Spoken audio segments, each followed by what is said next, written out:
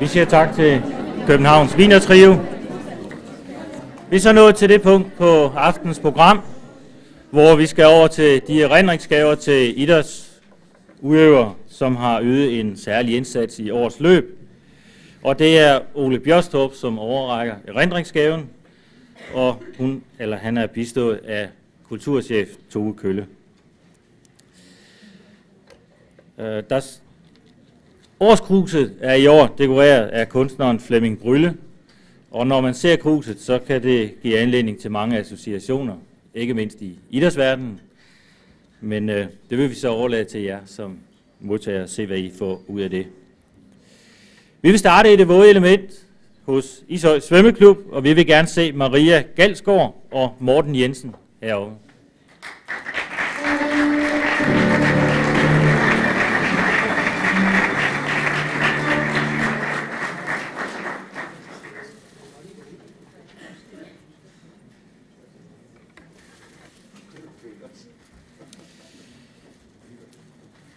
Maria Galsgaard har fået guldmedalje ved DGI landsmesterskaberne i 200 meter butterfly, og Morten Jensen har fået guldmedalje ved samme landsmesterskaber, også i 200 meter butterfly.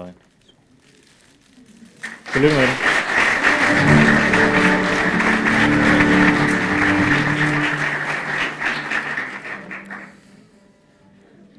De næste er mere eller mindre gamle kendinge. Det er i hvert fald fra en klub, hvor man har stor succes med resultater. Det er fra Ishøj Krikkeklub, og det er lilleputterne, der har vundet bronze ved Danmarksmesterskaberne i 1999.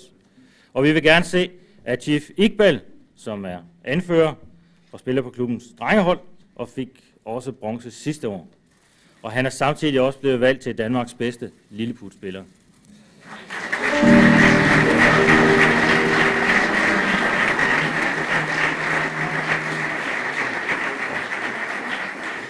Men Atif har jo også nogle holdkammerater, og vi vil gerne se Asim Akhtar heroppe, Danis Farouk, Ali Akhtar,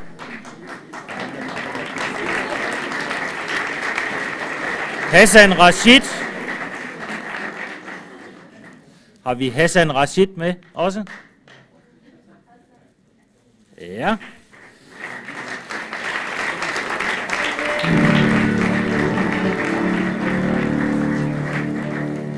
Så skal vi have sat Iqbal.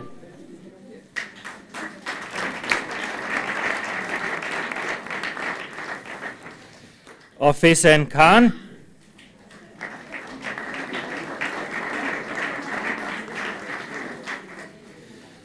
Og Farhan Mehmood.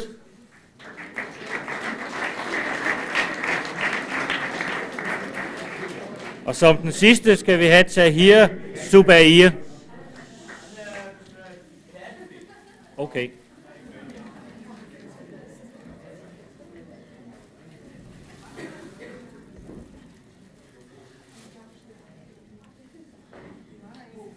Ja, han kommer ikke. Ja. Vi siger tak til Ishøj Krikkeklubs lilleputhold og tillykke.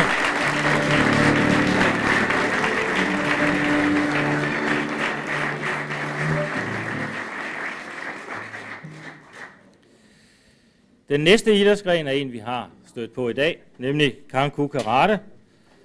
Og det er også med en særlig glæde, at vi kan uddele erindringsgaver her i dag.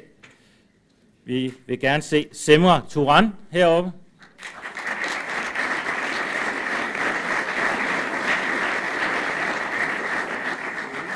Vi vil gerne se Tukba Yüksel.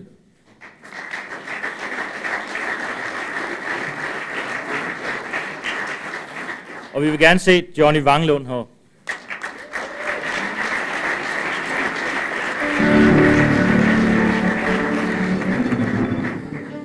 Semra Turan har opnået en førsteplads i stilart i Danmarksmesterskabet i komité, det betyder kamp, for børn mellem 11 og 14 år.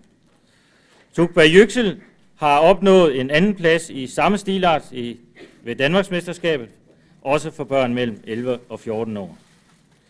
Johnny Wanglund har opnået en anden plads i stilart ved DM i komité, og en anden plads i stilarts i det, der hedder kata. Det er form- og figurøvelser, eller det man også kalder imaginær kamp. Begge dele for børn mellem 11 og 14 år. Vi siger tillykke.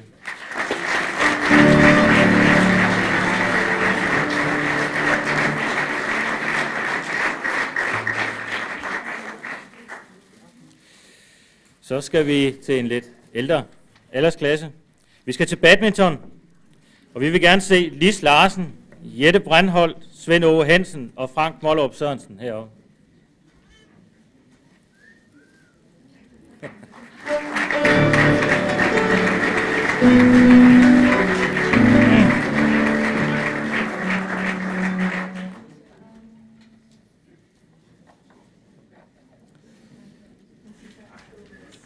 Vi kan se, at vi mangler Svend Åge Hansen.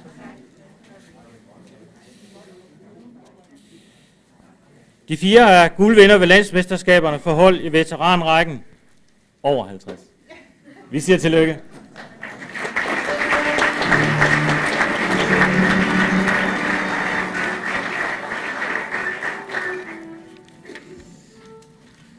Så kommer vi til Ishøj Gymnastikforening, og vi vil gerne se Katja Ramsing, Camilla Berger, Camilla Hansen, Daniela Tulin og Camilla Sørensen heroppe.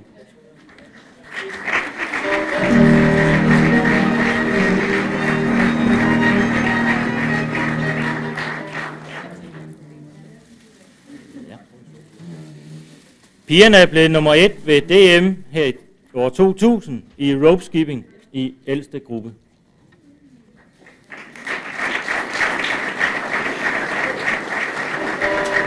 Tillykke. Så vil vi gerne se Iben Petersen, Line Holm Jacobsen, Mette Andersen, Karina Andersen og Tina Andresson, også Ishøj Gymnastikforening.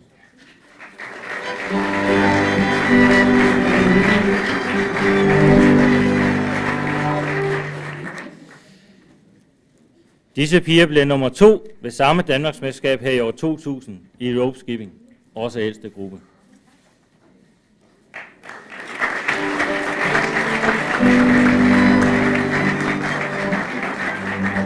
Tillykke.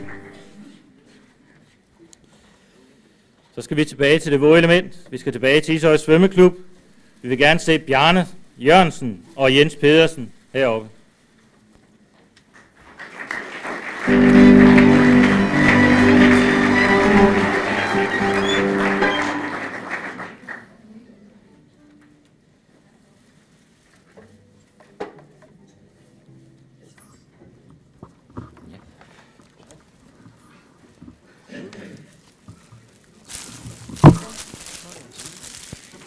Bjarne Jørgensen har deltaget på det hold, der har fået 4x100 meter fri svømning, som har fået guldmedalje ved landsmesterskaberne. Jens Petersen har fået guldmedalje også på et 4x100 meter hold, men i fri svømning og guld i 4x100 meter holdmedley ved samme landsmesterskaber, og er desuden udtaget til landsholdsgruppen i sin overgang. Vi siger tillykke.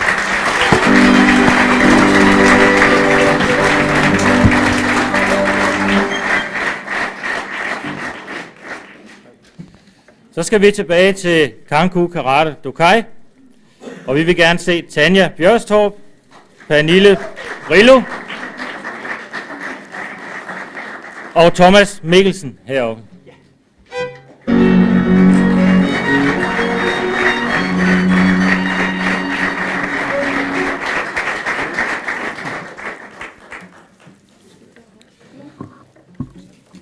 Tanja Bjørstorp har opnået en anden plads i stilarts DM i kata for kvinder. Pernille Brillo har opnået en 3. plads i stilarts DM i kata for kvinder. Og Thomas Mikkelsen har opnået en 3. plads også i stilarts i kata, men selvfølgelig for mænd. Vi siger tillykke.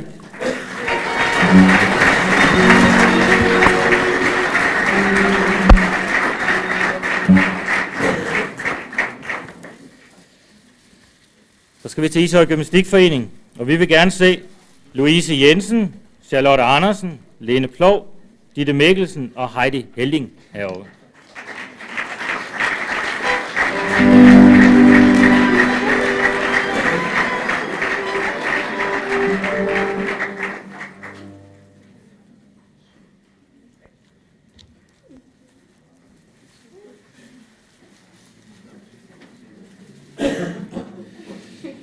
Pigerne er blevet nummer 3 ved DM år 2000 i ropeskipping i næstældste gruppe.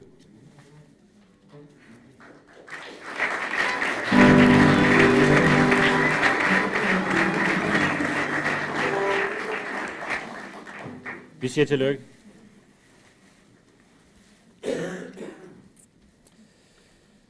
Så skal vi tilbage til Ishøj Krikkeklub. Denne gang skal vi til drengene, som har vundet bronze ved DM i 1999. Og vi vil gerne se Adnan Siab heroppe.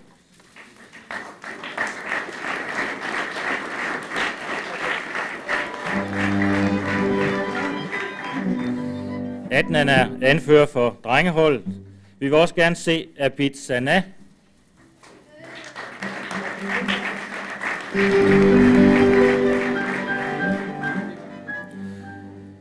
Og vi vil gerne se Junaid Akhtar.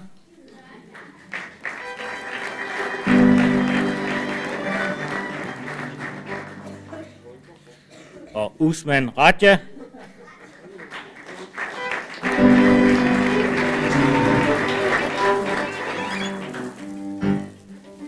Og Ali Anwar.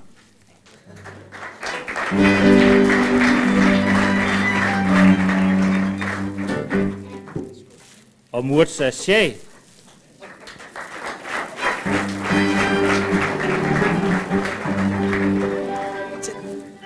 Og til sidst Farhan Shah.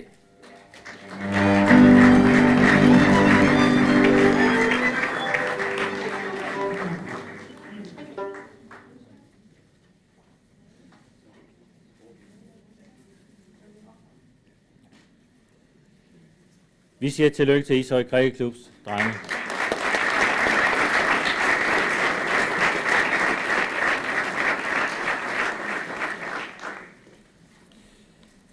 Så skal vi til noget helt andet. Vi skal over i cyklens verden. Vi skal til Ishøj Motionscykelklub, og vi vil gerne se Jan Christensen heroppe.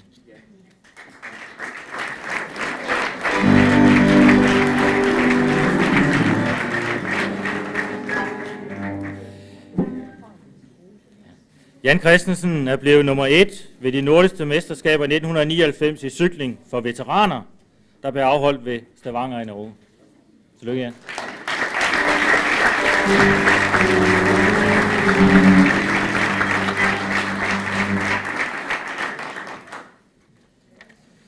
Skal vi tilbage til badmintonen.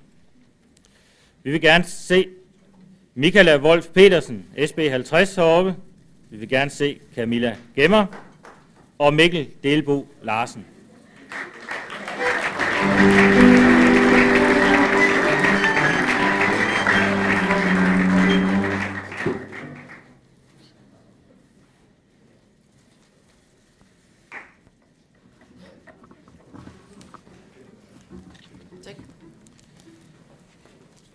Se, nu skal vi jo selvfølgelig også høre, hvad de unge mennesker har opnået, og nu må jeg så bede dem om at væbne dem lidt med tålmodighed.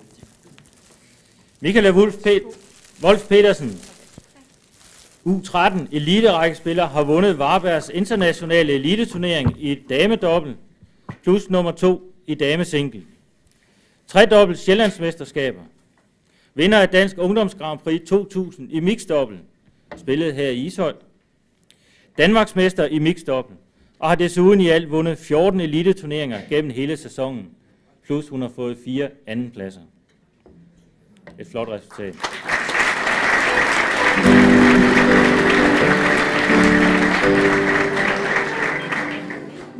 Camilla Gemmer, U15 eliterækkespiller, blev nummer 2 i damedobbelt i Varbergs internationale turnering. Hun er vinder af Danish Junior Cup for hold, Sjællandsmesterskaber i damedobbelt og mixdobbelt og en 3. plads i damesingle. Sølv i damedobbelt ved Danmarksmesterskaberne. Tillykke.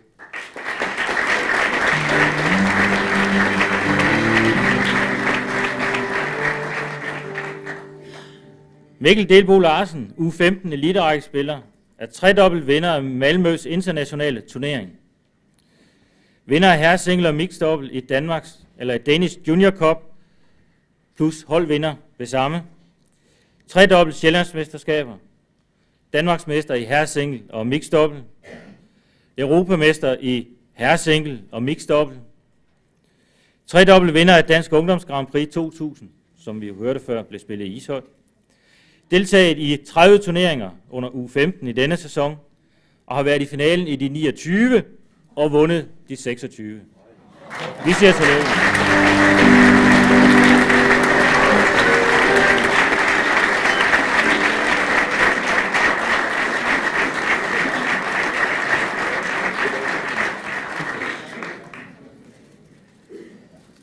Og for ligesom at slutte ringen på denne aften, så vil vi bede Michael Catalan komme herop igen. For som Ole Bjørstorp nævnte i starten, så er Michael jo stadigvæk aktiv. Og Michael har igen i går opnået flotte resultater indenlands og også udenlands i kraft af sin faste plads på landsholdet. Alle resultater er opnået i disciplinen kata, altså form- og figurøvelser. Og her nævnes et udpluk. DM Senior, 1. plads. Holland Open, 3. plads. Tyskland Open, 5. plads. Scandinavian Open, 1. plads. EM i alle stilarter, en 9. plads. Er derudover udtaget til at deltage i Europamesterskaberne i alle stilarter og verdensmesterskaberne i alle stilarter. Og det kan nævnes, at Michael netop er vendt hjem fra Stilarts VM med en flot 5. plads som eneste europæer i finalen. Tillykke.